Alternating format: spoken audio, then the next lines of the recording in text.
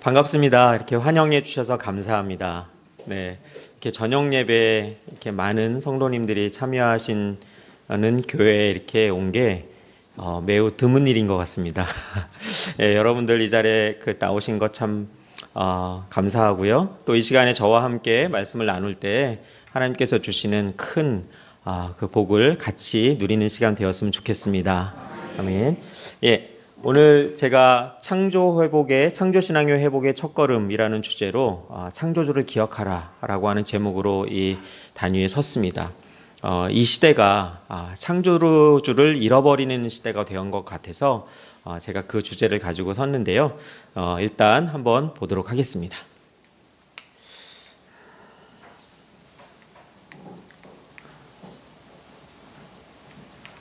예. 부제가 있는데 나는 누구인가라고 하는 제목으로 부제를 넣었습니다. 창조주를 기억하라가 이제 큰 제목이고 부제가 나는 누구인가.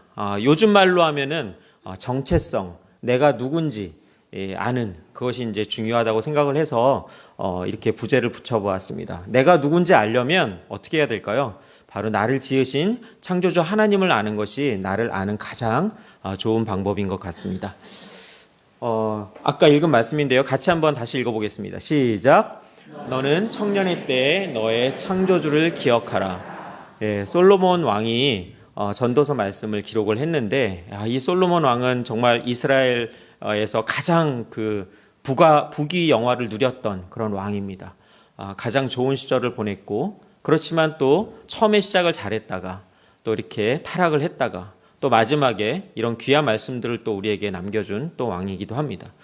이렇게 마음대로 살아봤는데 전도서에 나는 말씀 중에 가장 여러분들이 기억에 남는 게 헛되고 헛되도다 이런 말씀 아닙니까? 이렇게 막 살아봤는데 좋은 거 다 먹고 좋은 거 다 입어보고 했는데 다 헛되다는 거죠. 다 헛되고 정말 우리가 기억해야 될 게 무엇이냐 그 한마디를 우리에게 해주는데 그게 바로 창조주 하나님을 기억하라는 거예요. 예, 그거 아닌 곳에는 정말 내가 살아보니까 솔로몬 왕이 자기가 그런 거죠. 자기가 살아보니까 다 헛되다는 거죠. 창조주 하나님을 기억하는 것이 가장 중요하다. 그 얘기를 전도서 말씀이 우리에게 해주시는 것 같습니다. 넘겨주실까요? 이게 잘 안 되네요. 네.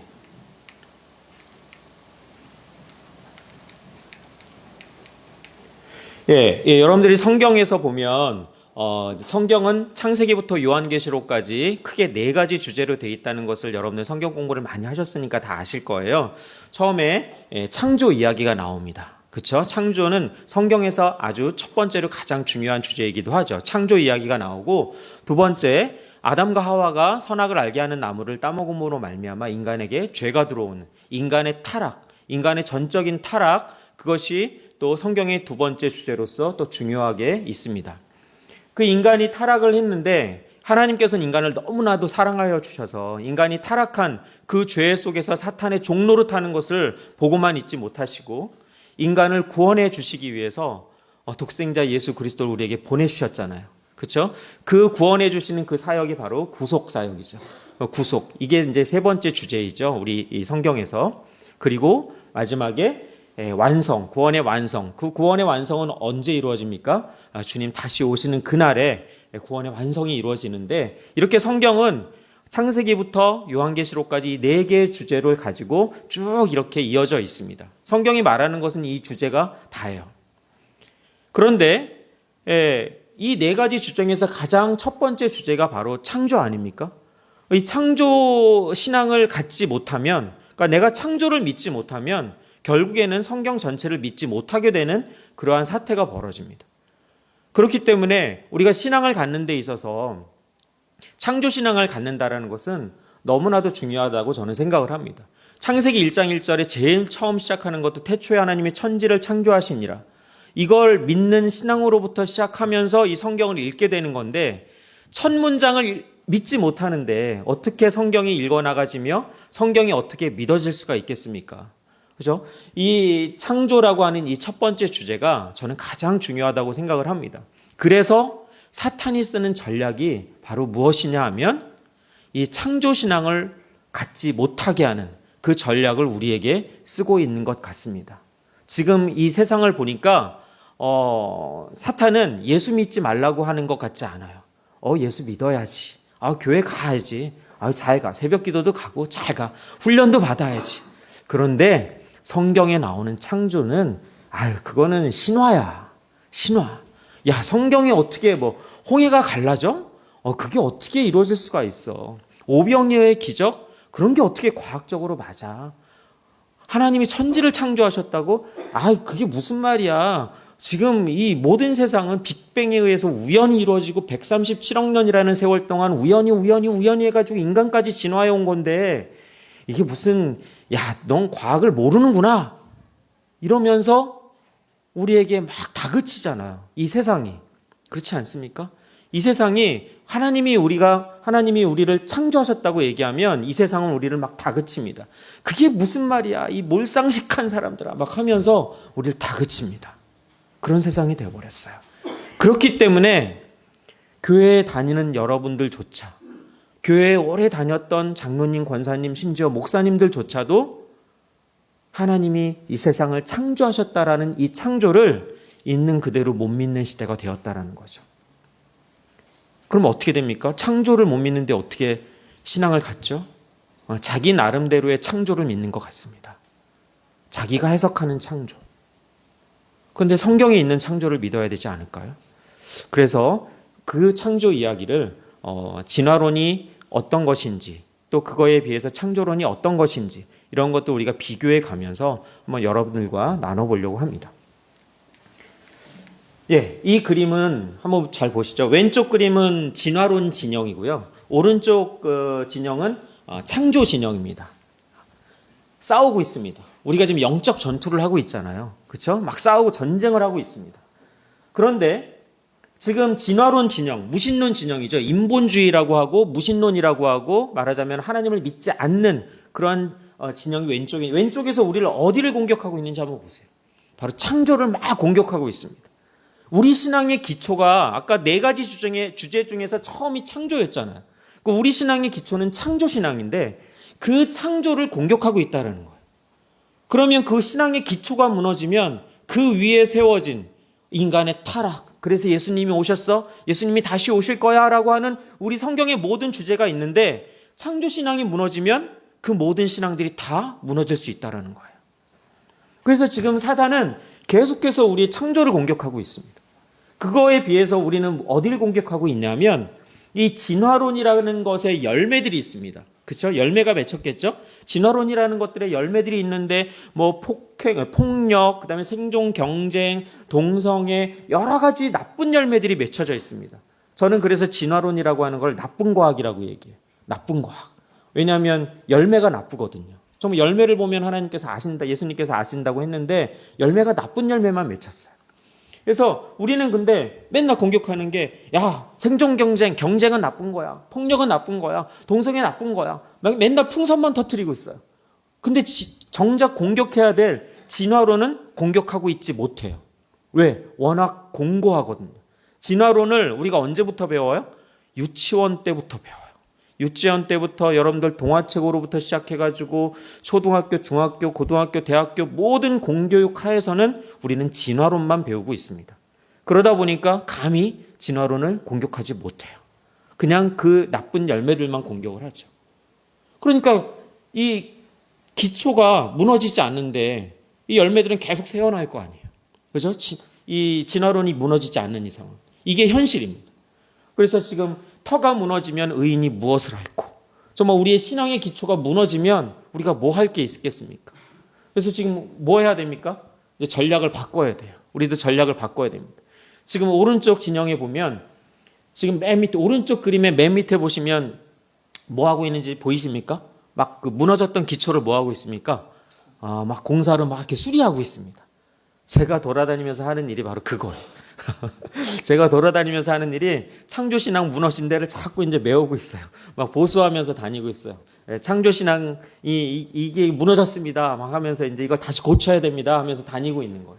그러면서 우리도 공격을 어디 하고 있어요? 풍선도 터트려야 되지만 진화론 진영의 기초를 진화론이 이래서 틀린 거다. 틀린 거다라는 것을 갖다가 말씀드리고 자꾸 이제 공격을 하고 있죠. 그래야지 우리도 이길 거 아닙니까? 그렇죠? 예, 기초를 무너뜨려야 됩니다. 이거는 영적인 전투입니다. 보이지 않는 영적 세계의 전투예요. 여러분들이 그걸 아셔야 됩니다. 예, 그래서 우리가 이 그림을 보고 이 창조신앙을 회복하는 것이 얼마나 중요한지 여러분들이 꼭 깨달으시기 바랍니다. 그래서 보시면 너는 역대에 파괴된 기초를 쌓으리니 너를 일컬어 무너진 데를 보수하는 자라 할 것이다. 저와 마찬가지로 여러분들도 이 말씀을 이제 이 시간 끝나고 나가면 이제 무너진 창조 신앙을 보수하고 수리하고 이렇게 튼튼히 하는데 저와 함께 동역해 주시기 바랍니다. 예, 기도해 주시고요. 예. 그래서 또 그 다음 보겠습니다. 인생에는 질문이 보통 근본적인 질문이 보통 있다고 하는데 보통 세 가지 질문이 있다고 합니다. 세 가지 질문이요. 예, 보통 많이 들어보셨을 거예요. 나는 누구인가? 나는 어떻게 살 것인가? 나는 어디로 갈 것인가? 이거는 뭐 종교를 떠나서 철학자들이나 뭐 인문학자들이나 많은 사람들이 얘기하는 인생의 세 가지 근본적인 질문이라고 보통 얘기합니다. 첫 번째, 나는 누구인가? 아까 제가 제목에도 썼던 말인데요. 나의 정체성. 나라는 사람이 어디로부터 와서 나는 어떤 존재지? 라고 하는 그 정체성에 관련된 질문입니다. 사람은 자기의 정체성이 확립되면 그 정체성대로 살아가게 되어 있습니다. 그러니까 이 두 번째 질문, 나는 어떻게 살 것인가? 그것은 첫 번째 질문의 해답에 따라서 달라져요. 그렇기 때문에 첫 번째 질문이 가장 중요한 질문입니다. 나는 누구인가? 결국 인간이라는 어떤 존재인가? 라고 하는 근본적인 질문이죠. 이런 과학자들이 왜 할까요? 왜 하늘을 보면서 우주가 어떻게 생겼는지 알아보고 싶을까요? 우주가 어떻게 탄생했는지 알아야 지구가 어떻게 탄생했는지 알 거고, 그래야지 생명이 어떻게 탄생했는지 알 거고, 그래야지 인간이라는 존재가 어떻게 탄생했는지 알 거고, 그래야 내가 어디서 시작되는지 알 거 아니에요. 그거 알고 싶어서. 궁극적으로는 그거 궁금해가지고 과학을 하는 거고요. 왜 또 원자들을 쪼개고 해서 요즘은 원자 쪼갠 거는 문제도 아니고 뭐 소립자, 쿼크 막 이런 아주 우리 눈에 보이지 않는 그 미시세계의 입자들까지 다 쪼개봐요. 우리랑 상관없는 것 같은데 왜 이렇게 쪼갤까요? 과학자들이. 거기에서 무슨 돈이 나온다고. 궁극적으로는 뭐예요? 나라는 존재가 어떤 물질에서 어떻게 조합이 돼가지고 어떻게 생겨나서 여기 이렇게 있는지 나의 근본을 알고 싶은 거예요. 결국에는 인간이라고 하는 존재가 그렇게 뭔가를 탐구하는데 근본적으로는 뭐냐면 나라는 존재, 나는 누구인가, 그걸 알고 싶어서 이렇게 모든 학문들이 시작됐다고 저는 생각을 합니다. 그래서 나는 누구인가 크게 두 가지로 나눠보면, 성경에서는 나는 누구예요? 하나님의 형상대로 지음받은 하나님의 자녀. 그렇지 않습니까? 나의 정체성. 그게 나의 정체성인데, 지금 우리가 배우고 있는, 학교에서 배우고 있는, 여러분들이 그동안 배워왔던 그러한 과학에서는, 또 책에서는 뭐라고 얘기하고 있냐면, 인간이란 저기 이렇게 뭐 우주가 우연히 탄생했고, 우주가 탄생하면서 수천억 개의 은하들이 저절로 생겨났다고 합니다. 그 수천억 개의 은하 중에 우리가 속해 있는 우리 은하가 있고, 그 우리 은하 속에 수천억 개의 별들이 있다고 합니다. 그 별들 중에 하나가 태양이고요. 그 태양 안에 8개의 행성들이 존재하는데 그 중에 지구가 있습니다. 그럼 모든 게 우연히 생겨난 거예요. 수십억 년에 걸쳐서. 그리고 그 지구 안에 또 수십억 년에 걸쳐서 이 기가 막힌 환경들이 조성이 되어져서 생명체가 생기기 시작했고, 그 생명체가 저절로 우연히 오랜 시간 동안 진화해서 인간까지 왔다고 하는 거예요. 그래서 우리 바로 전 단계가 뭐예요? 영장류. 영장류 하면은 보통 원숭이, 고릴라 뭐 이런 걸 영장류라고 하는데, 그래서 우리 인간의 조상이 뭐 원숭이, 침팬지 이렇게 얘기하잖아요. 이런 식으로 우리의 정체성이 결국에는 동물이라는 거죠. 동물들 중에 하나 이렇게 되는 거예요. 그러면 나는 누구인가라고 하는 저 질문에 여러분들은 어떻게 대답하시냐면, 나 하나님의 자녀야 라는 대답이 맞다면, 여러분들이 그렇게 대답하실 수 있다면 여러분 두 번째 질문에 대답하실 수 있죠. 난 어떻게 살 것인가? 하나님의 자녀답게. 하나님의 자녀답게라는 건 뭐예요? 성경 말씀대로 그렇게 살아갈 거예요. 그렇지 않습니까? 그리고 세 번째 질문도 답이 나와요. 어디로 갈 것인가? 우리가 육신적으로는 죽을 텐데, 죽고 나서도 어디로 갈 것인가? 하나님 보좌 우편, 거기에 하나님 계신 곳, 예수님 계신 곳, 우리의 믿음의 선친들이 다 계신 곳, 그 천국에 갈 거 아니에요. 그렇지 않습니까? 그런데 진화론에 의하면 우린 동물이에요. 그렇죠? 진화론에 의하면 무신론이기 때문에 천국과 지옥도 없어요. 내가 만약에 동물이라고 하는 진화론에 우리가 학교에서 배운 대로 나의 정체성이 그냥 동물이라면 나는 어떻게 살 것인가? 어떻게 살겠습니까? 동물처럼, 동물의 왕국에서 본 것처럼 생존 경쟁하면서 남을 잡아먹어야지 내가 살고, 그렇지 않어요? 그러니까 그렇게 살아가는 거예요. 폭력과 그 다음에 음란함과 쾌락을 쫓아서 배부르기 위해서 잡아먹는 거잖아요. 결국엔 그런 식으로 어떻게 살 것이냐가 결정이 되어버리는 거죠. 요즘 여러분들이 이 세상을 바라보십시오. 왜 이 세상이 이렇게 됐다고 생각하세요?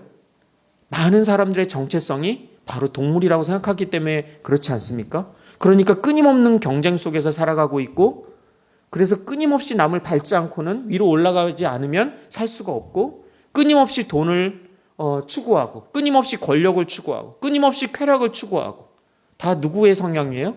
동물들의 성향이라는 거죠. 이 세상이 그런 교육을 받았기 때문에 이 세상이 그렇게 변해가는 거예요. 그럼 세 번째 질문, 어디로 갈 것인가? 여러분들, 무신론자들이 죽은 다음에 어디로 가요? 없잖아요. 천국과 지옥이. 근데 여러분들, 무신론자들 죽기 직전에 호스피스나 이런 데 가서 이렇게 무신론자들 죽기 직전에 가보면 그들이 두려워해요. 죽음 자체를 두려워하는 것도 있지만 무엇을 두려워합니까? 자기 지옥 갈까 봐 두려워한다는 거예요. 너무 모순 아닙니까? 평생을 무신론자로 살아온 사람이 지옥 갈까 봐 두려워한대요. 모순 아닙니까? 왜 그래요? 그들도 하나님께서 창조하신 사람이기 때문에 그들 마음 깊은 곳에는 있었던 거예요. 천국과 지옥. 하나님을 믿지 못했지만 그게 현실이라는 거죠. 그래서 첫 번째 질문이 너무너무 중요해요.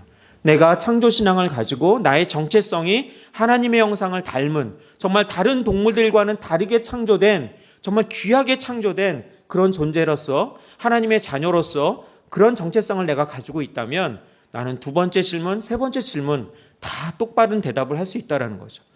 왜 수많은 선교사님들이 죽음을 무릅쓰고 그렇게 외국으로 나가며, 우리나라도 100여 년 전에 선교사님들이 왔을 때 많이 죽었잖아요. 그렇죠? 선교사님들이 와서 죽고 자기 자식들도 죽고 다 여기서 많이 죽었어요. 근데 그들의 나이가 20대 중반, 20대 초반이었다는 거죠. 그들이 대학을 졸업하자마자 선교사로 파송받아서 정말 지도에도 없는 그런 조선이라는 나라에 와서 왜 그렇게 죽을 수 있었던 걸까요?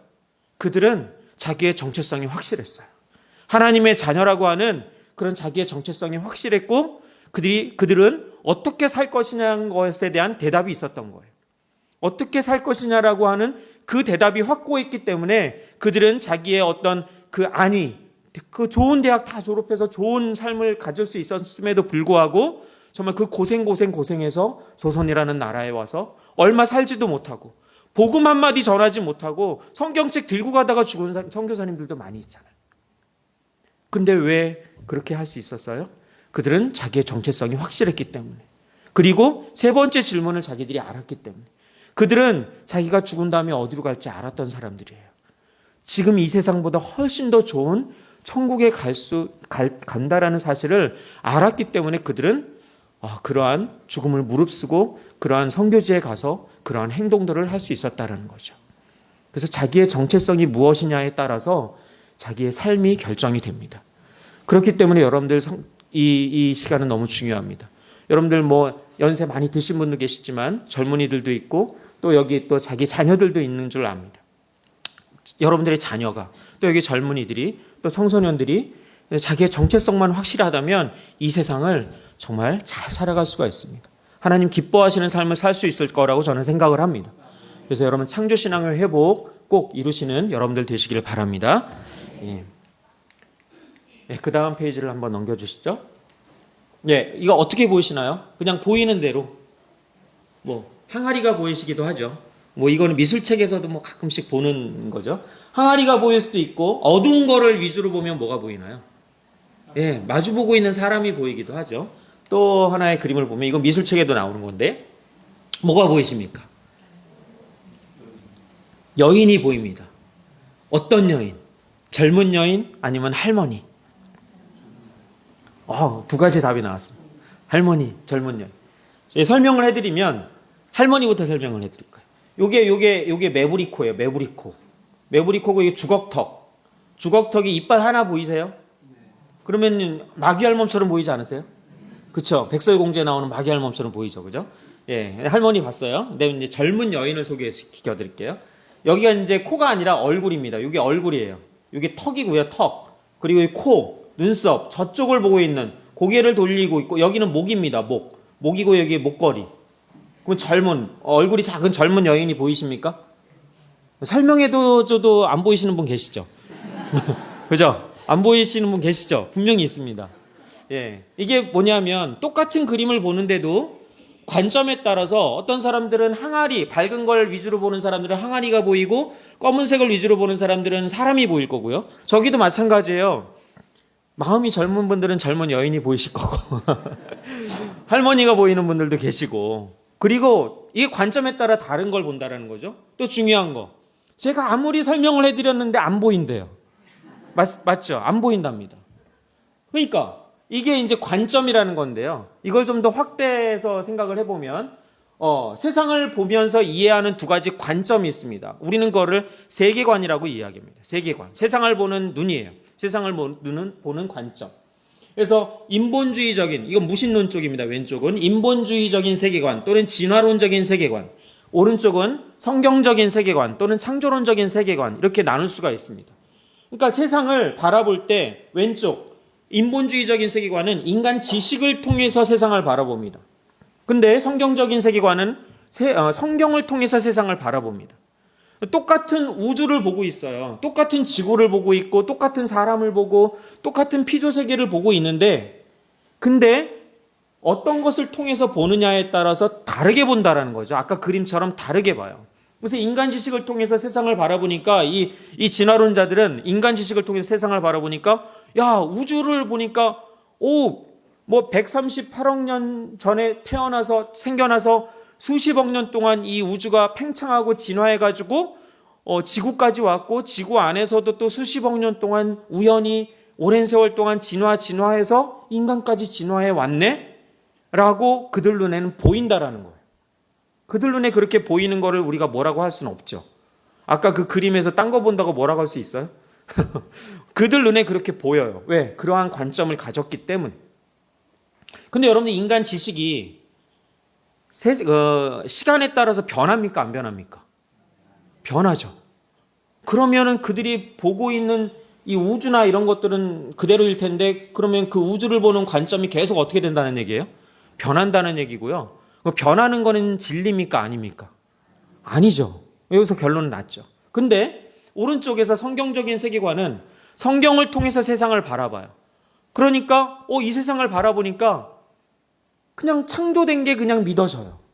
생각을 해보세요. 이 지구와 같은 기가 막힌 환경이 어떻게 우연히 생길 수 있을까요? 여러분들 중학교에서 고등학교에서 또 배우는 것들 중에 제가 이제 고등학교 선생이다 보니까 배우는 것 중에 과학 시간에 막 상호작용을 한대요. 직권과 기권, 공기, 대기권과 또 생물권과 그 다음에 또 해수, 바다와 그 다음에 이 우주가 이 5가지 영역이 서로 상호작용을 해서 이 모든 환경이 유지되고 있는 거예요. 정말 톱니바퀴가 막 맞물려서 돌아가듯이 하나라도 삐끗하면 어떻게 된다는 거예요? 멸망이라는 거죠. 지구 멸망. 근데 한 번도 지구가 그런 적이 없이 다 이렇게 맞물려서 돌아가고 있다라는 거죠. 이런 걸 보니까 이게 어떻게 우연일 수가 있어. 이거는 정말 신이 아니고는, 즉 하나님이 목적을 가지고 설계하지 않고서는 이 모든 환경이 있을 수가 없다라고 그렇게 보인다라는 거예요. 누구 관점에서요? 성경적인 세계관의 관점에서. 그렇게 보여요. 그냥 보이는 거 어떡하겠어요. 그죠? 그래서 저는 이쪽 입장에서 이 사람들한테 그게 아니라 이거야 하고 막 설명을 해줘요. 아까 그림에서 설명해 줬는데 안 보이는 것처럼 이 사람들도 근데 어때요? 안 보인다는 거죠. 안 보인대요. 아무리 설명을 해줘도 안 보인다는 거예요. 왜? 세계관이 다르기 때문에 그래요. 근데 그 세계관은 어떻게 형성되는지 아세요, 여러분? 교육을 통해서 형성이 됩니다. 교육을 통해서. 세계관은요, 어려서 가정교육을 통해서 또 학교에 가면서 공교육을 통해서 여러 가지 교육들을 통해서 세계관이 형성이 됩니다. 그런데 절대적으로 시간이, 우리가 교육받는 시간이 어디가 많아요? 가정교육이 많을까요? 학교교육이 많을까요? 학교교육이 많죠. 근데 학교교육은 다 무신론 교육이에요. 그러니까 요즘 아이들이 신앙을 갖기가 어려워요. 가졌던 아이들도, 모태신앙인 아이들도 신앙을 잃어버리기가 너무나도 십상해요. 그래서 뭐가 중요해요? 가정교육이 중요하고요. 가정예배가 중요하고 교회 안에서 주일학교가 너무너무 중요해요. 주일학교 선생님들 너무너무 중요한 역할을 하고 있습니다. 이게 세계관은요, 한번 형성이 되면 바뀌기가 너무너무 어려워요. 너무 어려워요. 이게 지금 세계관의 문제입니다. 결국에는. 여러분, 기원에 대한 두 가지 가설이 있습니다. 제가 가설이라는 이름을 붙인 거는 과학의 입장에서 이제 생각을 하기 때문에 그렇습니다. 기원, 시작, 그러니까 우주의 기원, 생명의 기원, 지구의 기원, 이런 거 있잖아요. 그죠? 기원에 대해서는 두 가지 가설이 있는데 뭐냐 하면 첫 번째로 창조와 또 진화, 둘 다 가설이라고 보는 거죠. 근데 여러분들 이건 아셔야 돼요. 이건 핵심 단어인데요. 핵심 단어. 이거 시험에 나오는 거. 핵심 단어. 창조라는 것은 뭐냐? 창조론이라고 하면 딱 설명할 수 있어야 되는 게 목적이 있습니다. 목적. 분명히 목적이 있어요. 창조에는. 그 목적에 따라서 어떻게 해요? 설계를 합니다. 그리고 설계도대로 어떻게 해야 돼요? 만들어야죠. 고도의 기능이 있어요. 그래서 하나님의 창조는 무로부터의 창조예요. 아무것도 없는 데서부터 말씀을 하나님께서 창조하셨어요. 뭘 가지고요? 목적을 가지시고. 그러니까 여러분들은 하나님께서 창조하셨다고 믿는다면 여러분들은 이 세상에 우연히 태어난 게 아니라 하나님께서 목적을 가지시고 이 땅에 태어나게 하신 거예요. 태어나게 하신 거예요. 그게 창조의 본질이에요. 목적이 있다라는 게. 하나님의 창조는 무로부터의 창조죠. 인간은 하나님을 닮았다고 했죠. 인간에게도 창조의 능력이 있습니다. 하나님의 창조하고 비슷해요. 그래서 우리가 지금 제가 리모컨 사용하잖아요. 저기 멀리 떨어져 있는데도 리모컨 사용해서 이거 다 조종해요. 이거 만든 사람이 목적이 있었을까요? 없었을까요? 있었죠. 설계했겠죠. 만들었잖아요. 이거 창조죠. 근데 인간의 창조는 유로부터의 창조예요. 하나님이 주신 것으로부터의 창조. 다르죠. 그러나 하나님을 많이 닮았어요. 인간은 정말 하나님을 많이 닮았습니다. 하나님을 많이 닮았어요. 진화론은요, 핵심 단어입니다. 이거는 교과서에 나오는 거예요. 제 마음대로 한 게 아니라. 진화론의 핵심 단어는 우연입니다. 목적이 없습니다. 우연히 오랜 시간에 걸쳐서 저절로 생겨났다는 거예요. 저절로. 그래서 저절로 모든 게 생겨났다는 거예요. 빅뱅 이론도 뭐예요? 빅뱅 이론도 그냥 한 점에서 빵 터졌다라는 거예요. 근데 그 점은 뭐냐라고 하는 거에 대해서는 얘기할 수 없죠. 얘기할 수 없어요. 그러니까 유로부터의 진화예요. 어쨌든 유로부터의 진화. 그 유는 뭐냐 그럼? 모른다는 거죠. 진화론은 목적이 없습니다. 우연입니다. 만약에 진화론적인 정체성을 여러분들이 갖는다면, 학교에서 배운 것처럼 진화론적인 정체성을 여러분들이 갖는다면 여러분들은 이 세상에 태어난 게 그저 우연이에요. 우연히. 목적이 없어요. 여러분 인생의 목적을 왜 찾습니까? 우연히 태어난 사람들인데? 그렇지 않습니까? 인생의 목적이 없죠. 우연히 태어난 사람한테 무슨 인생의 목적이 있어요. 그냥 우연히 태어나서 동물로서 그 본능대로 쾌락을 쫓아서 그냥 그렇게 살아가는 거예요. 그게 이 세상의 삶이 되어버리는 거죠. 그래서 창조와 진화론이라고 하는 가설의 어떤 그러한 본질이 바로 목적이 있느냐 없느냐 이런 거다.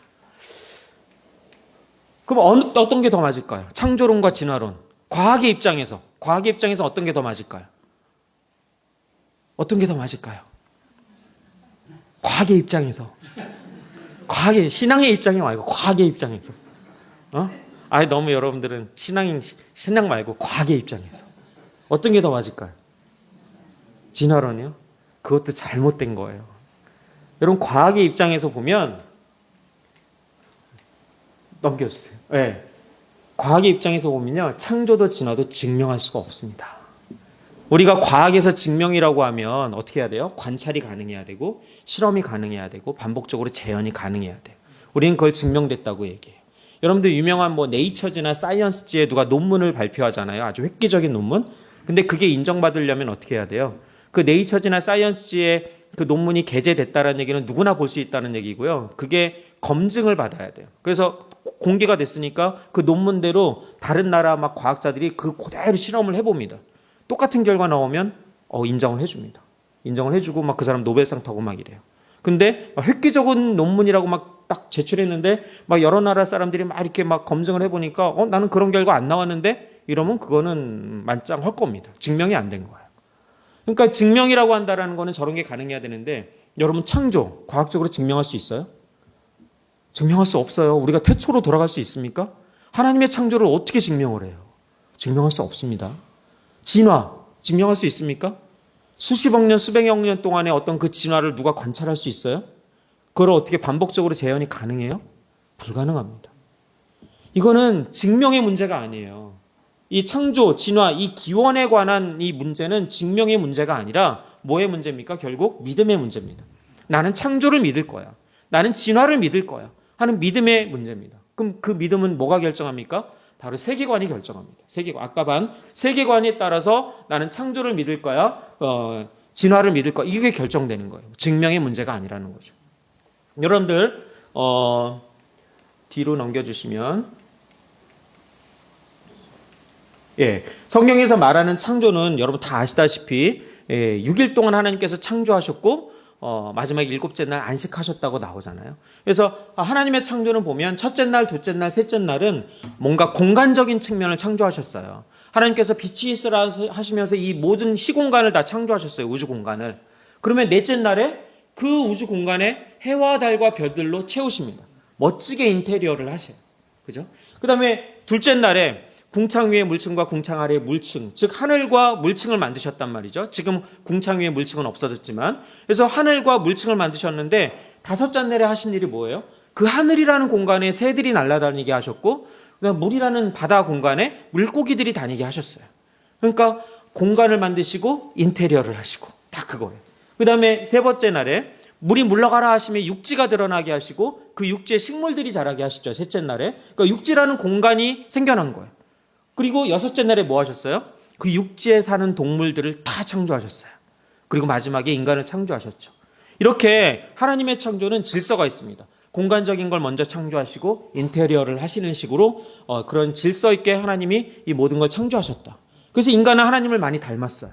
그래서 이 교회 건물도 여러분들 인테리어 한 다음에 교회 건물 세우셨나요? 아니잖아요. 교회 건물을 다 세우고 공간을 만든 다음에 멋지게 인테리어를 하는 거잖아요. 하나님을 많이 닮았어요. 우리가. 이런 식으로 하나님께서 질서 있게 창조하셨다. 여기 안에서도 뭐 얘기할 게 많지만 그러나 이제 넘어가고 이게 우리가 알고 있는 기본적인 창조의 순서입니다. 그럼 진화론에 대해서 알아야 되겠는데 진화론을 제가 얘기하면 제가 왜곡할 수 있잖아요. 그래서 진화론자들이 말하는 진화론을 직접 들어보시도록 하겠습니다. 이거는 제가 옛날에 좋아했던 알쓸 인잡이라는 프로그램 중에서 진화론을 언급한 그때 있어서 그 편지 제가 한번 따봤습니다. 소리를 좀 켜주세요. 우리 인간이 생명에 대해서 할 수 있는 가장 근원적인 질문에 대한 답을 해줘요. 이렇게 다양하고 많은 생명은 도대체 어떻게 해서 만들어졌나? 어떻게 생겨났나? 근본적인 우리는 어디서 왔는가? 그렇죠. 우린 무엇인가? 네. 이거 하나가 장대한 스토리. 진화론이라는 거는 심플하게 무엇을 말하는 책인 걸까요, 결국? 사실 진화론이라는 것은 우리 주위에 보는 생물들이 변화한다는 걸 의미해요. 첫 번째로. 생물들이 변화한다. 그러니까 그 전까지 사람들은 우리 주변에 있는 많은 이 생물들은 언제부터인지 모르지만 뭐 신이 창조했든 그냥 계속 이런 모습으로 있었을 거야라고 믿고 있었죠. 네. 하지만 이제 진화론은 그것이 아니라 생명은 끝없이 변화해가고 사실은 지금 존재하는 수많은 생명체들은 더 근본적인 생명체로부터 온 것이고 더 근본적인 것은 더 근본적인 것으로 더 계속 수렴해 올라갈 수가 있는데 이걸 끝까지 가져가면은 사실은 단 하나의 생명으로부터 시작하여 진화를 거듭하여 지금 이렇게 우리가 보는 다양한 생명체가 만들어졌고 이 과정에서 누군가 디자인을 하거나 누군가 명령을 할 필요가 없이 자연적으로 이것이 일어났다는 거예요. 그래서 이거를 이제 설명을 해서 사람들이 납득을 해야 되기 때문에 이걸 집대성하여 쓴 책이 이제 종의 기원이라는 다윈이 책인데 지었다는 종의 기원이라는 책입니다. 그럼 인간과 다른 여타 동물들을 어떤 구분짓는 어떤 기준이 있다고 생각하신다면 그게 어떤 거라고 잘 생각하시는지. 들어보세요. 이런 호모사피엔스라는 종은 우리가 가진 DNA 정보를 가지고 이야기할 수 있고요. 그러면 다른 종과는 DNA가 조금 다른데 그 다른 동물과 또 다른 동물은 또 DNA가 약간 다르죠. 예, 예. 사실 진화는 이유가 없거든요. 진화는 정말 그 매번 아주 무작위적으로 변이가 일어나고 목적이 없다는 변이는 얘기고요. 대부분 우연이라는 다 얘기고 좋지 않은 DNA가 결과를 다르다고 보여줘요. 했잖아요. 우리가 인간과 DNA가 동물과. 이상해지면 동물도 다르다고 안 좋은 했으니까 그냥 인간도 결과가 동물이라는 나오는데 얘기죠. 이따금씩 그것이 좋은 결과를 보여주는 경우가 있어요. 그것이 되게 이제 중요한 얘기를 했어요. 선택되고 해서 이따금씩. 더 번성하게 된다는 건데 이때 이 개체가 선택되는 이유는 그냥 그냥 운이에요 다.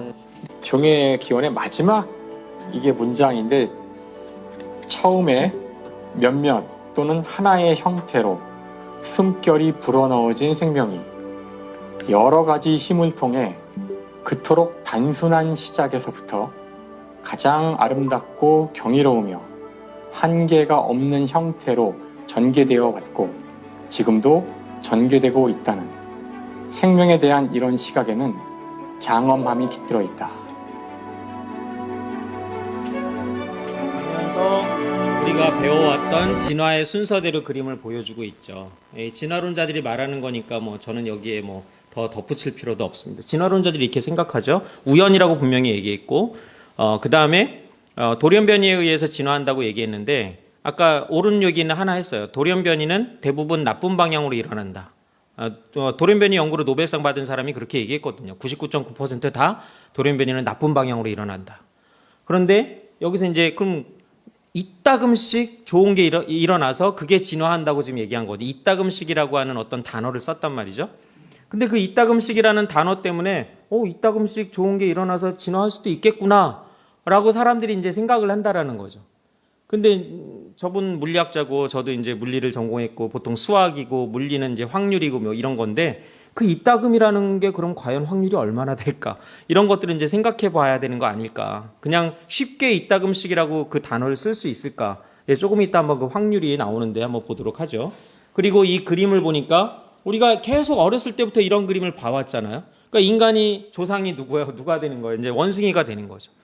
인간의 정체성이 자꾸 원숭이, 동물 이렇게 돼버리는 거예요. 아무리 인간이 동물들 중에 최고 막 이렇게 해도 동물인 것 뿐이잖아요. 성경에 의하면 우리는 그냥 동물이 아니라 하나님의 형상대로 창조된 정말 귀한 존재로 창조된 그런 존재인데 이 진화론은 우리를 그냥 동물이라고 얘기하고 있다는 거죠. 이런 게 문제라는 겁니다. 그래서 진화론이 이렇게 얘기하고 있어요. 그래서 무신론자들이 말하는 진화론은 이런 식으로 이제 얘기하고 있고 공통 조상으로부터 진화됐다. 즉 아까도 얘기했지만 단순한 생명체로부터 단세포 생명체로부터 시작해서 점점 복잡한 생명체로 진화해서 인간까지 왔다라는 게 진화론이라는 가설이에요. 분명히 얘기하지만 가설입니다. 이게 정말이냐 이거죠. 정말이냐 아니라는 거죠. 그래서 진화론의 대표 학자가 아직도 그 살아계신 두 분이 있었는데 한 분은 돌아가셨고 한 분은 이제 아주 대중적으로 인기가 많은 사람이 있습니다. 리처드 도킨슨이라는 사람인데요. 질문을 했습니다. 진화의 증거 하나만 대주세요 라는 질문을 아주 간단한 질문을 했습니다.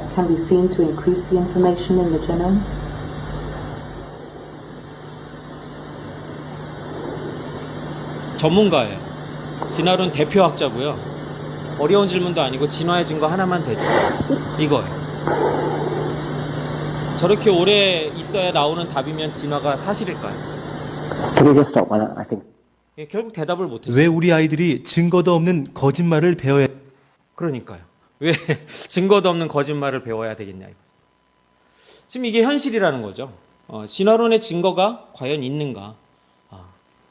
없다라고 생각을 합니다. 그래서 진화론을 간단하게 세 단계로 이렇게 간단하게 어떤 오류가 있는지 한번 살펴보면 1단계 무기물에서 유기물로 저절로 진화했다 이제 얘기하는데 이제 어려운 말이 나왔어요. 무기물이라는 거는 이제 과학에서 쓰는 용어인데 흙 있죠. 흙 같은 거 원소들로 되어 있는 흙을 무기물이라고 해요. 흙이 무기물입니다. 흙. 유기물은 이 생명체를 이루고 있는 아미노산, 단백질 이런 걸 유기물이라고 얘기해요. 그러니까 당연히 원소들로 이루어졌죠. 유기물도 아미노산, 단백질들도 무기물인 원소들로 이루어진 거 맞아요. 그런데 그냥 이루어진 게 아니라 눈사람 뭉쳐서 눈사람 만들듯이 그렇게 되는 게 아니라 그 원소들이 자기 자리를 찾아 들어가야지 그 아미노산이 자기 역할을 하고 단백질이 자기 역할을 해요. 그런데 진화론에서는 그 원소들이 다 자기 자리를 제자리를 정말 기가 막히게 우연히 찾아 들어가서 그 생명체 활동을 할 수 있는 유기물이 되어졌다라는 얘기예요. 생각해 보시면 여러분들이 지금 여기 자리에 앉아 계시는데요. 이런 비유를 들 수 있어요. 제가 여러분들한테 저만 아는 번호표를 다 붙여놨어요. 여러분들은 몰라요, 그 번호를. 저만 아는 번호표들을 다 붙여놨는데 저 문을 들어오시면서 우연히도 막 1번부터 2번부터 1, 2, 3, 4 순서대로 앉으셨네? 그럴 수 있어요? 그럴 우연이 있을 수 있습니까, 여러분들? 그러면 여러분 다 로또 맞히게요. 그런 우연은 거의 있을 수가 없죠. 거의가 아니라 확률적으로 무한대분의 1이 나옵니다. 확률적으로. 그러니까 지금 유기물이라는 것이 저절로 만들어질 수가 없다라는 거예요. 그 원소 하나하나가 제자리를 찾아 들어가야 되거든요. 그래야지 그 유기물의 역할을 할 수 있다라는 얘기예요. 근데 유기물에서 무기물로 저절로 된다라는 거는 관찰이 돼요. 유기물 덩어리, 인간은 유기물 덩어리죠. 인간이 죽으면 뭘로 돌아간다고 그러죠? 흙으로. 인간이 죽으면 바이러스 세균들에 의해서 분해가 되면서 흙이 돼버려요. 분해가 되니까. 이거는 가만히 시간이 흐르면 저절로 유기물에서 무기물 되는 게 관찰이 되어져요. 우리가 아까 과학적으로 증명이 되려면 뭐 해야 된다고요? 관찰할 수 있어야 된다고 그랬죠. 이 부분은 관찰이 돼요. 유기물에서 무기물 되는 거는 관찰이 돼요. 근데 여러분들 흙이 생명체가 되는 거 보신 적 있으세요? 흙이 지렁이가 되는 거 보신 적 있으신 분? 초등학교 가서 이런 걸 강의를 했더니 손 들어요. 1, 2학년 애들이 손 들어요. 막 흙에서 지렁이가 막 나오잖아요. 흙이 지렁이가 되신 분 그러니까 저요 하면 손 들어요. 근데 우리는 알죠. 흙이 지렁이가 된 게 아니잖아. 우린 관찰한 적이 없어요. 그건 증명된 게 아니에요. 그냥 가설입니다. 가설이고 그 다음에 확률적으로도 그렇게 될 수가 없다. 그 다음에 두 번째, 그럼 유기물이 원래부터 있었다고 치자고요. 아미노산 단백질이 원래부터 있었다고 치고, 근데 진화론이 얘기하는 거는 그 아미노산 단백질이 모여지면 DNA를 이룹니다. DNA가 이루어지면 세포 하나가 이제 형성이 되고 그게 생명체가 될 수 있는 거잖아요. 그래서 그게 우연히 이루어져 있다. 그러니까 이 아미노산 단백질이 DNA를 이루는 게 맞아요. 근데 진화론이 얘기하는 건 우연히 그 모든 조합들이 이루어졌다라는 거예요. 아미노산 단백질들이 자기 자리를 찾아 들어가야 되는 거예요. 그러니까 순서적으로 보면 아미노산 수십 개가 자기 자리를 제대로 찾아 들어가야 단백질 하나가 완성이 돼요. 그 단백질 또 수십 개 또는 100개 이상이 자기 자리를 찾아 들어가야 DNA가 하나가 완성이 되는 거예요. 이런 식의 개념이에요. 근데 그 아미노산이 아무렇게나 뭉쳐진다고 단백질이 될까요? 안 된다는 거죠. 단백질 또 수십 개가 아무렇게나 뭉쳐진다고 해서 DNA가 될까요? 안 된다라는 거예요. 근데 진화론은 그 모든 게 우연이라는 거예요. 우연이. 그게 아니라 하나님께서 아미노산 배치를 다 하시고 단백질 배치를 다 하시고 그래서 우리의 DNA를 완성하시고 우리의 유전자 지도를 다 완성하시고 여러분들 속에 이미 다 그 정보들이 들어가 있는 거잖아요. 그렇죠? 근데 진화론자들은 그거를 우연이라고 얘기한다라는 거죠. 우연. 그래서 누군가 이제 계산을 해봤어요. 이제 시간 많이 남은 과학자가 대충 간단한 세포 DNA 가장 간단한 세포라도 DNA와 최소 124개의 단백질이 필요하다고 하는데 그걸 갖다가 이제 계산을 해본 거예요. 확률을 계산해 본 거예요. 저절로 생길 확률. 그래서 124개의 단백질 생성 확률이 이만큼이고 가장 간단한 DNA 생성 확률이 요만큼이고 그걸 곱하면 세포 하나가 저절로 생길 확률이 나와요. 대충 얼마예요? 10의 16만 7천 승분의 1. 그건 뭐예요? 0.0000에서 소수점 이하 16만 7천 개 다음에 1이니까 고등학생들은 다 알 건데요. 이거를 수학에서는 무한대분의 1이라고 얘기합니다. 무한대분의 1은 뭐예요? 0이라는 숫자가 나와요. 그러니까 저절로 생길 확률이 0이라는 얘기예요. 과학적으로, 수학적으로. 저는 과학을 하는 사람이니까 확률이 수학적으로 0이야? 어떻게 믿어 그거를? 이런 식으로 되게 이성적으로 생각하는 타입이에요. 저 맹목적인 신앙을 가진 사람이 아니라 이성적으로 생각하는 사람이에요. 저건 과학적으로 봐도 아무리 봐도 저거는 저절로 생길 수 있는 확률이 아니거든요. 이거는 어떤 거랑 비유를 들어서 얘기하냐면 비행기 부품 공장에 회오리 바람, 토네이도가 불어가지고 부품이 하늘로 쫙 빨려 올라갔다가 바람이 멈추면 어떻게 돼요? 떨어지겠죠? 저절로 떨어지면서 저절로 비행기가 조립돼서 떨어져요. 그거 믿으세요? 못 믿잖아요. 그죠? 그거 믿는다고 하면 미쳤다고 얘기할 거 아니에요. 근데 이 확률이 더 높아요. 생명체가 저절로 생길 확률보다 비행기가 저절로 조립돼서 떨어질 확률이 더 높다고요. 그러니까 생명체가 저절로 생겼다라고 하는 확률은 우리가 교육을 통해서 그렇게 세뇌받은 것이지 우리가 과학적으로 믿을 수 있는 그런 확률이 아닙니다. 이걸 여러분들이 아셔야 됩니다. 그러면 세 번째, 그럼 좋다. 단세포 생명체가 원래부터 있었다고 치자고요. 많이 양보했습니다. 진화론에서 뭐라고 주장하냐면 단세포 생명체에서 아까 그 물리학자 진화론자가 얘기한 것처럼 단세포 생명체에서 점점 오랜 세월 동안 우연히 복잡한 생명체로 진화했다라고 얘기합니다. 이런 순서대로 오랜 시간 동안 이렇게 해서 그림으로 그려놨는데 그래서 막 어류, 그다음에 뭐 양서류, 파충류, 조류, 포유류, 그다음에 영장류, 그리고 인간 다음에 물음표가 있네요. 진화론에서는 진화의 끝이 있습니까? 없습니까? 진화의 끝이 없습니다. 지금도 진화하고 있다고 생각을 하는 거고 인간도 진화 중에 있기 때문에 인간도 무엇인가로 진화할 거라고 생각을 합니다. 이게 진화론자들의 생각이에요. 그러면 인간은 뭘로 진화할까요? 그래서 상상의 산물로 나온 게 외계인 또는 공상과학 영화에서 나오는 엑스맨, 뭐 보셨나요? 엑스맨 같은 거? 돌연변이로 해가지고 막 손에서 칼 나오고 총 맞아도 안 죽고 피부색 막 변하고 눈에서 광선 나오고 막 그런 영화 보신 적 있을지 모르겠는데 이게 다 인간이 진화했을 때 돌연변이가 됐을 때 그런 식으로 진화할 거다라고 하는 그러한 상상 속에서 나온 거예요. 외계인들 보세요. 인간의 문명보다 항상 어때요? 앞서 있죠. 왜? 진화된 존재니까. 여러분들 외계인 어떤 그런 엑스맨 같은 어떤 그러한 영화에서 나오는 것들이 진화론적인 그런 배경 하에서 그런 게 나온 겁니다. 여러분들 그걸 아시고 그 영화들을 보셔야 돼요. 진짜로 인간이 그렇게 진화할 거다. 이 외계인이 있나 보다. 그런 믿음을 가진 사람들도 있잖아요. 그렇죠? 이런 거에 영향을 받는 거죠. 진화론에서 말하는 생물 진화의 순서가 이제 이런 겁니다. 교과서에서 이렇게 나와요. 그죠? 이런 식으로 진화했다. 이렇게 나오고 있고요. 근데 어류가 양서류가 되었다라는 거는 지느러미가 다리로 변해야 된다라는 어떤 증거가 있어야 되잖아요. 근데 없어요. 믿음이라는 거죠. 믿음입니다. 그래서 이게 화석으로라도 나와야 되는데 지금 화석이 무지하게 많이 출토가 됐습니다. 다윈이 죽을 때 이런 말을 했다고 그래요. 다윈이 종의기원을 출판하고 나서 그 당시에 많은 사람한테 받아들여지진 않았어요. 그런데 다윈이 죽으면서 이런 말을 했다고 그래요. 지금 내 시대에는 화석이 얼마 출토되지 않았기 때문에 내 이론이, 내 가설이 증명되지 않았지만 내가 죽은 다음에 화석이 많이 출토되면 내가 말한 이 이론이 증명이 될 거야. 화석으로 많이 나올 거야. 이렇게 말했단 말이죠.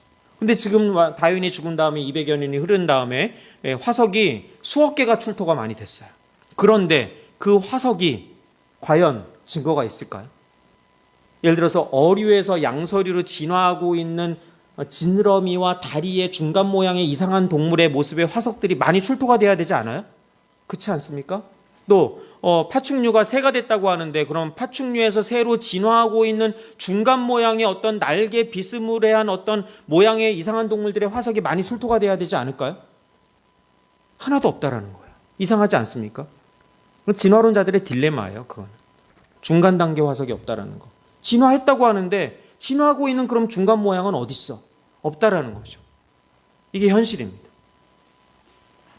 이게 믿음이라는 거죠. 그들의 믿음입니다. 넘겨주시고요.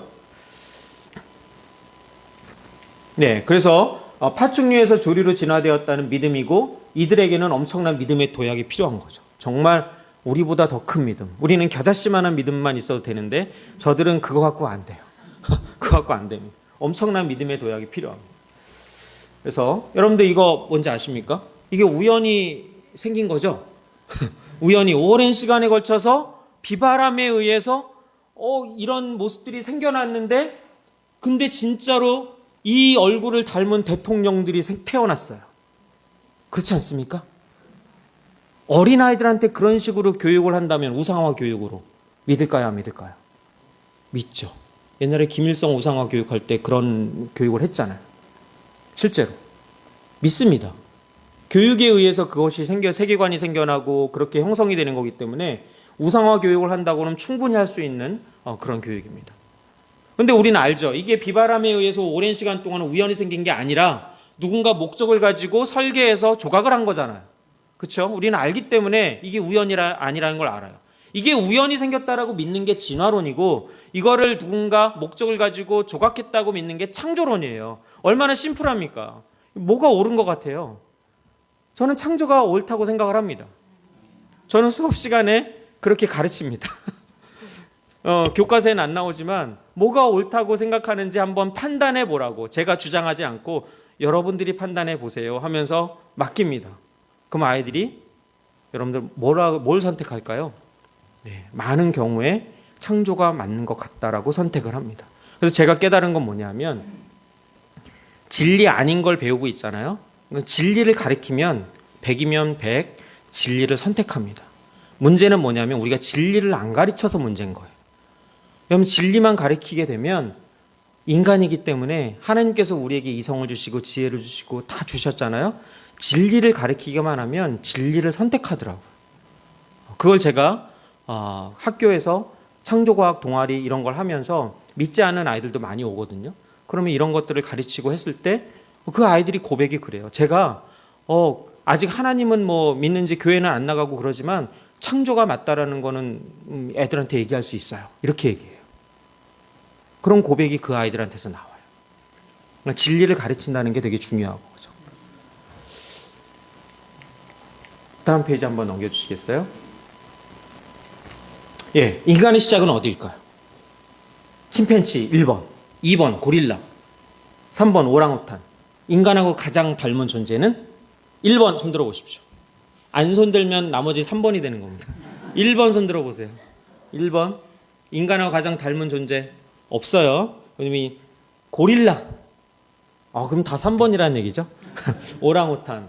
우리나라 사람들 손 들기 이제 제일 싫어하는데 여러분들 인간하고 가장 닮은 동물 뭔지 아시죠? 대충. 가장 뭐 텔레비전에도 많이 나왔고 영화에도 많이 나와. 타잔이 데리고 다니는 게 뭐예요? 침팬지. 혹성 탈출 이런 영화에 나오는 것도 다 뭐예요? 침팬지. 그런데 어떤 논문이 나왔냐면 이런 논문들 때문에 그럴 것 같아요. 왜 이렇게 안 눌러질까요? 네. 침팬지는 사람 유전 정보와 99.4%가 동일하다. 이런 논문이 발표가 된 적이 있어요. 지금도 가끔 발표가 되는데 고릴라 오랑우탄보다도 인간하고 가깝다. 인간으로 분류해야 된다. 이런 식으로 얘기합니다. 이게 논문이에요. 논문이 발표되고 신문에 나오면 사람들은 과학 논문이니까 믿어요, 안 믿어요? 믿죠. 얼마나 신뢰를 합니까? 과학 논문이 딱 신문에 언론에 딱 발표되면 믿잖아요, 일단. 그래서 믿었어요. 과연 침팬치. 우리랑 비슷하게도 생겼고 똑똑해. 그러니까 타잔이 데리고 다니지. 하면서 이렇게 믿습니다. 믿어요. 예. 그런데 이 논문이 공개가 됐다라는 거는 누구나 볼 수 있다라는 거잖아요. 그래서 그 논문 내용을 봤습니다. 다 훑어봤더니 이런 내용이에요. 사람과 침팬치, 그러니까 사람의 유전 정보가 한 3만 5천 개, 그 다음에 침팬지도 비슷한 숫자가 있겠죠. 그 유전 정보가 3만 5천 개 정도 있다고 보는데 그 중에 공통 유전자가 3만 5천 개 중에 공통 유전자, 사람과 침팬지가 가지고 있는 공통 유전자가 97개가 있답니다. 3만 5천 개 중에 예를 들면 약 3만 5천 개 중에 97개. 그것만 비교한 거예요. 논문을 보니까 그 공통 유전자만 비교한 거예요. 97개만. 공통 유전자니까 비슷하죠. 그러니까 99.6% 나오죠. 사람과 침팬지의 공통 유전자. 만약에 사람과 고릴라의 공통 유전자로 연구를 했으면 누구랑 비슷하게 나왔을까요? 고릴라. 그러면 사람도 생물학적으로는 포유류고 또 개도 포유류잖아요. 그럼 개하고 사람하고 공통 유전자가 있겠죠. 그 공통 유전자를 비교하면 누구랑 비슷하다고 나올까요? 개하고. 이 논문이 의도를 알겠습니까, 여러분들? 의도를? 예. 97개 뺀 나머지는 비교조차 안 하고 완전히 다르겠죠. 그러한 부분. 그래서 이거 연구 자체가 심각한 모순이고 의도가 보이는, 그리고 그걸 언론 플레이를 했다라는 거. 그럼 틀렸다라는 거잖아요. 그럼 틀렸으면 언론에서 정정보도 내야 되겠죠. 정정보도는 사람들이 읽어요, 안 읽어요? 안 읽어요. 이게 언론 플레이예요. 이게 언론 플레이. 성경이 말하는 인간의 기원은 뭘까요? 같이 한번 읽어보겠습니다. 시작. 하나님이 가라사대 우리의 형상을 따라 우리의 모양대로 우리가 사람을 만들고 그로 바다의 고기와 공중의 새와 육축과 온 땅과 땅에 기는 모든 것을 다스리게 하자 하시고 하나님이 자기의 형상 곧 하나님의 형상대로 사람을 창조하시되. 아멘. 이게 인간의 기원에 대해서 성경이 말씀하고 있는 바예요. 하나님의 형상대로 우리를 창조하셨대요. 그러면서 우리에게 하나님의 형상대로 우리 인간을 창조하시고 모든 이 피조 세계를 다스리게 한다고 이렇게 말씀하고 계십니다. 그러면 이게 무슨 뜻이냐? 하나님의 형상을 닮았다? 이건 뭐냐면 그림으로 보여주는 게 나을 것 같아요. 예, 요런 그림이에요. 이 이미지, 말씀은 까먹더라도 이미지를 확 집어넣으세요. 그림이니까. 하나님의 형상을 닮았다라는 거는 우리 인간이 하나님을 닮았다라는 거잖아요. 그래서 다른 피조물들과는 다르게 창조됐다는 얘기고, 하나님의 형상을 닮았다라는 얘기는 뭐냐면 하나님은 영이시니 예배하는 자가 영과 진리로 예배할지니라. 하나님은 영이세요. 그러니까 하나님의 형상을 닮았다라는 얘기는 우리가 하나님께서 눈, 코, 입을 가지신 존재가 아니라 하나님이 영이시니까 우리 인간의 존재도 어떤 존재라는 거예요? 영적인 존재라는 거예요. 그래서 인간이 하나님과 교통할 수 있고 예배할 수 있고 모든 피조 세계를 대표해서 하나님께 나아갈 수 있는 존재가 바로 인간이라는 거예요. 그럼 우리가 구약 성경을 보면 그런 신분, 그런 지위를 가진 사람이 누구였냐면 제사장입니다. 제사장들이 모든 백성들을 대표해서 하나님께 나아가는 자였던 것처럼 우리 인간이 모든 피조 세계를 대표해서 하나님께 나아가는 자, 하나님께 예배하는 자, 이게 바로 우리의 모습이라는 거죠. 우리의 형상이라는 거죠. 제사장적인 역할. 그리고 또 모든 세상을 다스리라고 말씀하셨잖아요. 다스리는 존재. 이 모든 피조 세계는 우리가 다스릴 존재들이에요. 그러려면 뭐가 있어야 돼요? 인간에게. 다스리려면 아무것도 없으면 안 되잖아요. 권위가 있어야 되고 권세가 있어야 되잖아요. 하나님께서 우리에게 부여해 주셨어요. 다스릴 권세를. 바로 왕 같은 권세를 우리에게 주셨다고.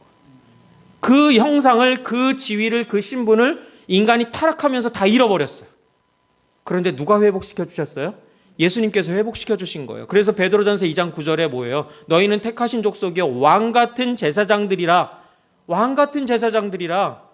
우리의 신분이 원래 태초부터 왕 같은 제사장들이었다는 거예요. 하나님의 형상을 닮은 존재들. 그 다음에 이 세상을 다스릴 존재. 위임받아서 다스릴 존재. 왕 같은 권세를 받았고요. 하나님의 형상을 지음받았으니까 모든 피조 세계를 대표해서 하나님께 예배하는 자. 이게 우리의 모습이라는 거예요. 우리의 정체성이에요, 이게. 이 정체성을 여러분들이 정말 각인시키고 마음에 받아들이시고 믿으시고 확신이 된다면 여러분들 이제 두 번째 질문, 어떻게 살 것인가에 대한 답은 당연하게 나와요. 왕 같은 제사장으로서, 하나님의 자녀로서 걸맞게 그렇게 이 세상을 살아가야 되지 않겠습니까? 여러분들이 정말 한순간 한순간이라도 왕 같은 제사장이다, 하나님의 자녀다라는 생각을 잊지 않는다면 어떻게 죄를 짓겠습니까? 어떻게 정말 죄하고 타협을 할 수 있겠습니까? 이 정체성이 확실하다면, 그리고 어디로 갈지 확실하잖아요. 내가 죽은 다음에 어디로 갈지 확실하잖아요. 뭐가 두려워요? 그러니까 이 세상을 여러분들이 당당하게 살아갈 수 있는 거예요. 우리가 이 확신이 없으면 정말 죽음이 두려워서 사탄의 종로로 탄다고 그러잖아요. 그죠? 근데 예수님께서 그 모든 걸 십자가에서 해방시켜 주셨단 말이죠. 그러니까 우리가 이 확신 안에 거한다고 그러면 우리가 종로로 탈 필요가 없잖아요.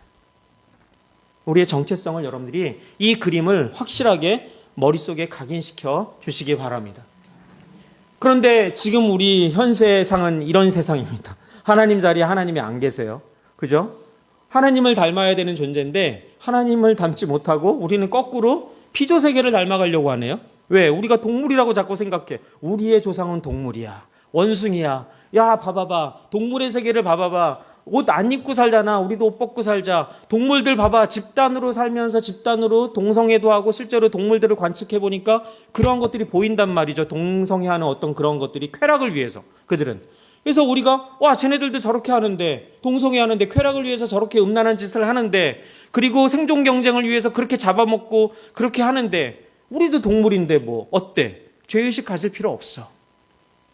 여러분, 저는 동성애가 그 정체성에 관련된 문제라고 생각을 합니다. 동성애 하는 사람들이 교회로 다 와서 복음을 듣고 정체성이 바뀐다면 그들도 바뀔 수 있다고 저는 생각을 합니다. 그래서 여러분들이 그들을 전도하셔야 돼요. 그들을 밉다고 막 오지 말라고 하는 게 아니라 오게 해서 복음을 듣게 하셔야 되는 거죠. 정체성이 바뀌면 바뀌어요. 네, 정체성 문제입니다. 그래서 그 결과 나쁜 열매들이 맺혔죠. 하나 더 클릭해 주시면 이거 많이들 안 듣는데요. 예, 그래서 뭐 나체주의, 생명경시, 인종차별, 생존경쟁, 음란, 동성애, 폭력 이런 것들이 다 진화론의 열매들이라고 얘기를 했었고요.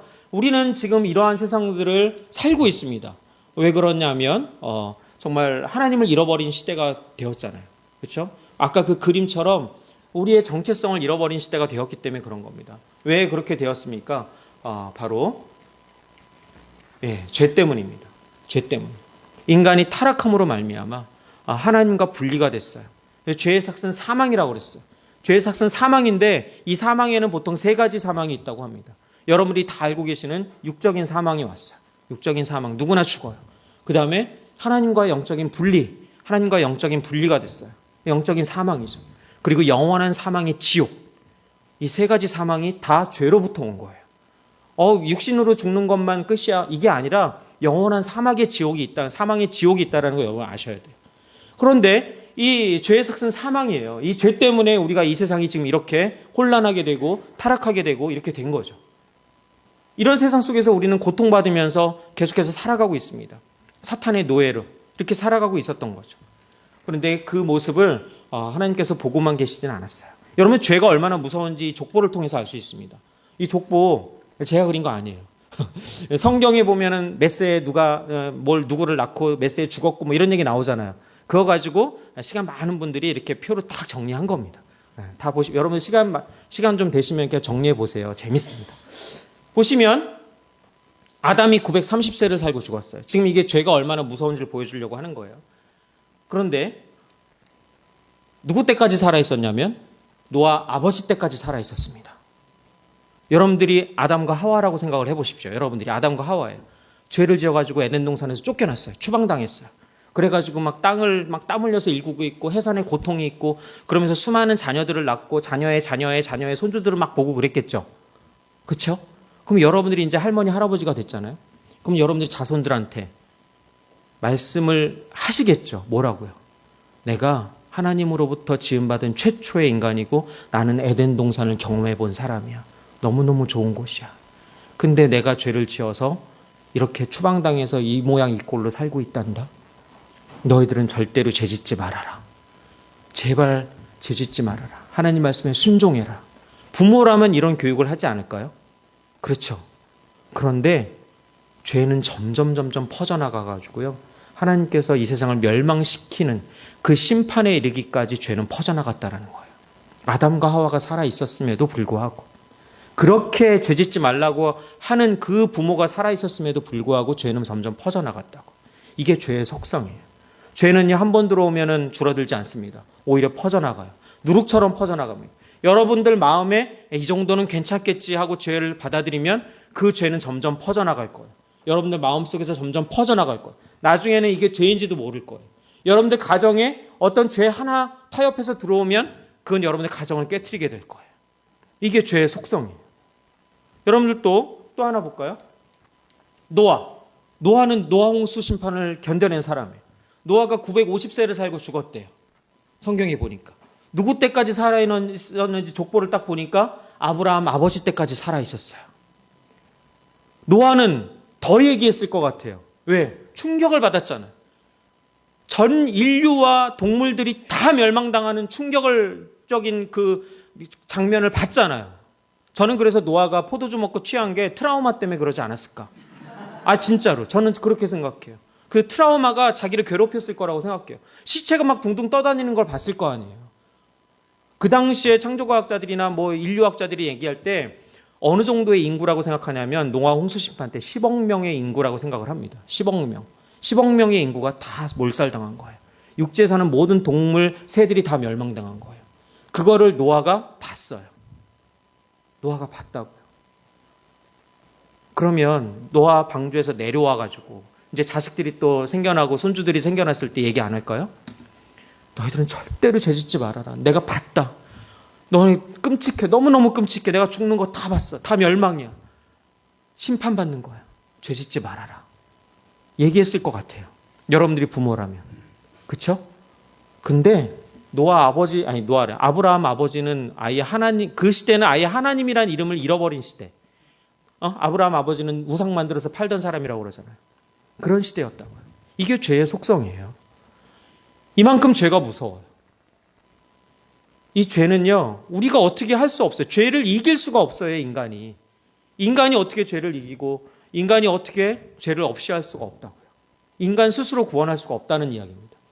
절대로 인간 스스로 착한 일을 해서, 수련을 해서, 고행을 해서 절대로 구원받을 수 없다라는 것을 이 족보는 얘기하고 있다는 얘기예요. 오직 한 길, 오직 한 길.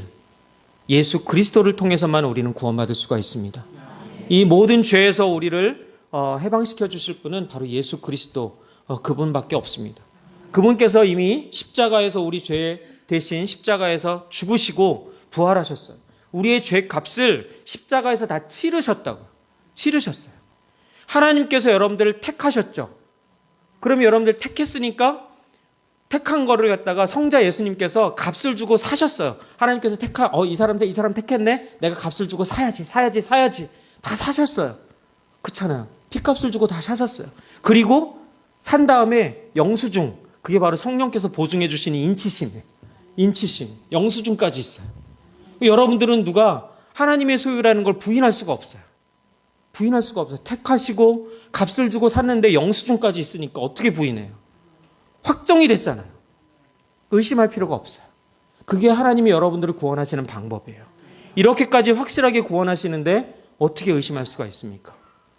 의심하지 마세요. 그런데 사탄은 교묘하게 이 창조신앙을 건드립니다. 창조를 못 믿게 합니다. 그러면서 우리 뿌리부터 흔들리게 만드는 거예요. 이게 바로 사탄의 전략이라는 거예요. 다시 한번, 그래서 예수님께서 우리를 회복시켜 주셨어요. 우리가 잃어버렸던 왕같은 제사장, 우리의 정체성을 예수님께서 십자가에 죽으시고 부활하심으로 말미암아 우리의 형상을 다시 회복시켜 주셨어요. 그래서 너희는 택하신 족속이요 왕같은 제사장들이라. 그러면서 하나님께서 우리를 소유하셨다고 분명히 말씀해 주셨어요. 그래서 이 그림을 다시 회복시켜 주셨다는 거예요. 그러면 여러분들은 지금부터라도 어떻게 돼요? 모든 피조세계를 대표해서 하나님께 나아가는 자로서 예배자로 살아야 된다는 거죠. 근데 그 예배자가 주일날 하루 교회에 나와서 예배하는 걸로 끝납니까? 그러면 안 되죠. 더 중요한 건 나머지 6일 동안 월화수목금토 집에 있을 때 그 예배자로 살아야 된다는 거예요. 그 예배자라는 건 뭐예요? 저는 이렇게 생각해요. 무릎 꿇고 기도하고 예배하고 찬송하고 이게 예배자의 그런 모습도 좋지만 우리가 평소의 삶의 예배자라는 건 바로 저는 이 위치를 지키는 거라고 생각해요. 인간이 이 위치에 있다라는 거. 하나님의 위치도 아니고 피조물의 위치도 아니고 딱 이 위치. 하나님의 형상을 담게 창조됐고 모든 피조세계를 다스려야 하는 이 위치. 모든 피조세계를 대표해서 하나님께 예배하는 이 위치. 이 자기 자리를 지키는 게 저는 예배라고 생각을 합니다. 그래서 여러분들이 어디 있던지 간에 이 그림을 기억하고 내가 참 그런 존재지. 내가 하나님을 예배해야지. 또 내게 맡겨주신 세상을 잘 다스려야지. 그럼 여러분들이 맡겨주신 세상이 어디예요? 바로 여러분들의 공동체, 여러분들의 가정, 여러분들의 학교, 여러분들의 직장, 여러분들의 교회.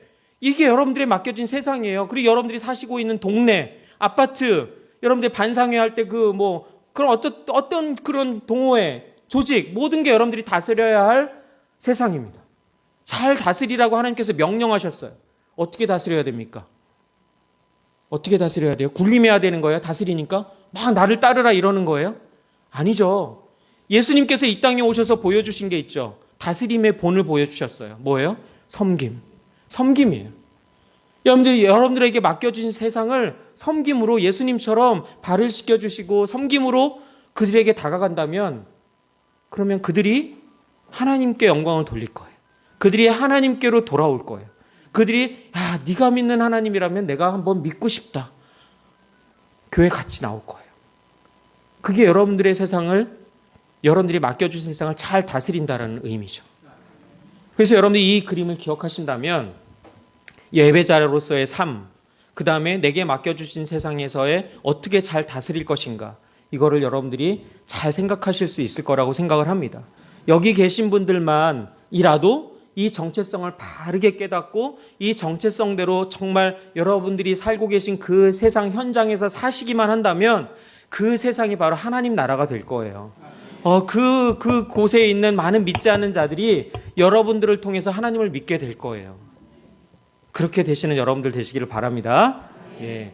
그래서 여러분들의 정체성을 확실히 깨닫는 부분은 바로 창조주 하나님을 기억하는 거, 이 그림을 기억하는 거, 요거밖에 없습니다. 그래서 너는 청년의 때에 너의 창조주를 기억하라. 우리 한번 같이 한번 읽어볼까요? 시작. 너는 청년의 때에 너의 창조주를 기억하라. 예, 그러면 요 영상 하나 보고 마치려고 합니다. 이건 유튜브에서 보신 적이 있으신 분도 계실 텐데요. 기독교하고 관련이 없는 영상이에요. 근데 제가 이 영상 보면서 참 깨닫는 게 있어서 한번 같이 한번 보겠습니다. 한번 틀어주시겠어요?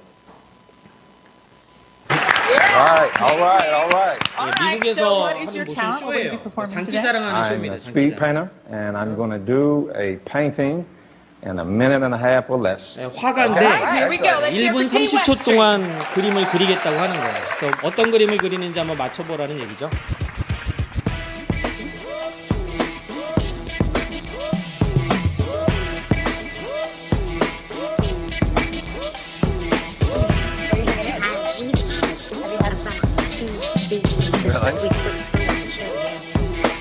Really good.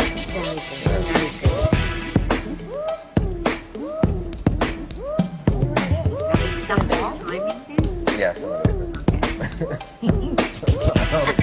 All right, do you have 1 minute left? Here we go. 아까 머리 하얀 사람이 앤더슨이라는 사람이고요. 그 사람 쇼예요. 앤더슨 쇼예요.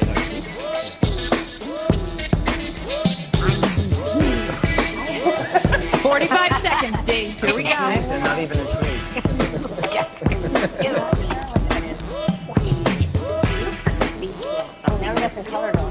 뭘 그리는 걸까요? 30 seconds, D. You've seen some of these before. Come on, guys, we can figure this out. I don't think you much time. No! It looks like a pear. Like a tape. A potato. All right, it's coming down to the wire. 15 seconds, D. A pear. Come on! Give Go, us D. a five! Westry. Come Give on. us a 4, 3, 2, 1. Let's hear it for D. Westry. And There we go. 네. 아까 그 가운데 있는 사람 그린 거예요. 가운데 있는 사람. 잘 그렸죠? 네. 뭐 오늘 말씀 다 까먹고 이것만 기억하시더라고요. 근데 뭘 제가 생각을 했냐면 저는 다른 건 몰라도 이런 믿음은 있어요. 하나님께서 나를 창조하셨다. 그리고 창조하셨으니까 나를 정말 기가 막힌 작품으로 만드시겠구나. 완성해 가시겠구나라는 생각을 했습니다. 그러니까 이 화가가 하나님이고 이제 내 인생의 그림을 그려가고 계시는 것처럼. 근데 중요한 거는 그리는 동안에 어떤 그림이 완성될지 몰랐다라는 거예요. 저는 지금도 제 인생이 어떻게 완성되어 가고 있는지 몰라요. 솔직히 말하면 모릅니다. 제 인생의 어떤 부분을 지금 제가 지나고 있는지도 모르겠고, 그렇지만 마지막에 하나님께서 정말 걸작품을 만들어 주시겠구나라고 하는 믿음은 있습니다. 여러분들도 마찬가지인 것 같아요. 여러분들이 지금 어떤 상황인지 저는 몰라요. 질병이 있는 분도 계실 거고, 아니 사업이 잘 안 되시는 분들도 있을 거고, 뭐 취직이 안 되는 분도 있을 거고, 또 공부하기 힘든 사람도 있을 거고, 여러 가지 힘든 부분에 어떤 상황에 있는 여러분들이 있을 수 있을 거라고 생각을 합니다. 근데 여러분들의 인생의 어느 부분일 수도 있잖아요. 그죠? 이 인생의 그림을 그리는데 어떤 부분은 그림이 뭐 이상한 것 같아 막 하는 거 있을 수도 있고, 여러 가지 과정 중에 있는데 어떤 그림으로 완성될지 모르지만 중요한 건 마지막에 완성된 모습은 정말 하나님의 걸작품일 거라는 거죠. 왜냐하면 하나님께서 여러분들을 목적을 가지시고 이 땅에 태어나게 하시고 인생을 살아가게 하셨고, 그렇다면 그 인생의 그림을 그리고 계신 분은 하나님이시잖아요. 그걸 여러분들이 믿는다면 지금 조금 내가 좀 안 풀리는 것 같고 내 상황이 안 좋은 것 같아도, 또는 좋을 수도 있고요. 그렇다 하더라도 모든 상황 속에서도 결국에는 하나님께서 멋진 그림으로 완성해 주실 거다. 그러한 믿음을 갖는다면 여러분들이 모든 것에 감사하고 여러분들이 하나님을 찬송할 수 있을 거라고 저는 생각을 합니다. 그러니까 창조신앙을 회복하는, 그래서 여러분들 창조신앙을 회복해서 이러한 기쁨을 누리는 그런 여러분들 되시기를 예수님의 이름으로 축복합니다. 예, 마지막에 우리 하나 선포하고 마치겠습니다. 시작. 태초에 하나님이 천지를 창조하시니라. 아멘. 기도하시겠습니다. 하나님 아버지 감사합니다. 이 늦은 밤 긴 시간 동안